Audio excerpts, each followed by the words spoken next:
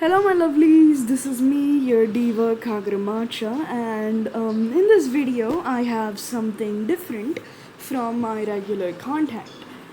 Also, I have a new mascot thingy, which is this talking matcha container, cause Kagramacha. Um, he'll also be in my banner for my channel. So yeah, let's just get to the point, shall we? Gojo Satoru versus Akemura Soga. So let now considering y'all know Gojo's feats, let's just straight up head right to Akemura instead of wasting time talking about Gojo's feats, because y'all know Gojo's feats. I mean, like, a good portion of my fans are JJK fans, so yeah. First of all, it is his attack butterfly. Basically, this page describes how butterfly works. Basically, this thing slashes right through space itself, shown by Hokazono over here, where we see Akemura cutting a panel. Okay, he is cutting a panel. This is Kuro on top, and this is Butterfly. And there's also barely any lag, so therefore, now you can't say, oh, Kaguramacha, Gojo can just dodge in and launch an unlimited void. This is the full panel of the panel itself getting cut because of Butterfly and its ability to cut space. So yeah, this thing hard counters infinity, and it's not even limited by any kind of binding vow or anything. So therefore, this thing already destroys Gojo. Moving on, Akemura is also hella fast over here. Without augmentation, his base speed rivals Samura, and he is one of the faster people within the Bachiverse. Also, one of the only ways you can actually dodge a butterfly is by using a Nishiki, which also shows you how powerful the N10 truly is.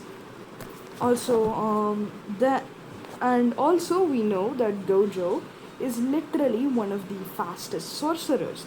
So therefore, in my opinion, Akemura can keep up with Gojo in order to be able to fire a butterfly.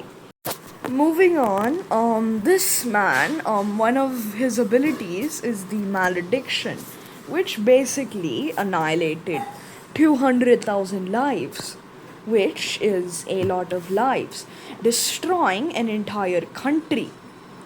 Because Shokoku's, he destroyed the entire country, whereas Gojo, what did he do? He just annihilated, I guess, an entire district. So, that is another of my reasons as to why Soga can beat Gojo. Because it says here, and I quote, the man who wielded the strongest enchanted blade and unleashed the malediction annihilated 200,000 lives on Shokoku. Moving on, this man Akemura has his very own infinity, where basically, if he unsheathes the Magatsumi, the lives of anyone within his vicinity get sucked out. This shit is low-key insane. Moving on, while Yura, the main antagonist of the series, was wielding his weapon, the Magatsumi, one of the abilities of the Magatsumi is that it works like a cursed object. With you, this is Akemura. He incarnated via Yura's body from his prison, and basically, this guy, instead of going to fight Samura and Chihiro, two contracted sword bearers, by the way, this guy just goes to some random clothing store offering traditional Japanese clothing, and he buys the trad clothing. This man is an aura farmer for the love of the fucking game, okay, bro? He does it for the love of the game. And that shows you how strong he is. He is so nonchalant about it. Also, one thing I forgot to mention was that Akemura turned Samura into a Kit Kat, which is how we know that he's gonna turn Gojo into a Kit Kat as well. Unless Gojo immediately somehow senses Akemura's sheer power and hits an unlimited void on him. But then again, the narrator said that the Magatsumi, when unsheathed, has more than three abilities, unlike the other enchanted blades, which only have like three abilities. For N10, it's Aka, Nishiki, Kuro, and yeah. So this thing, so maybe he has more tricks up his sleeve.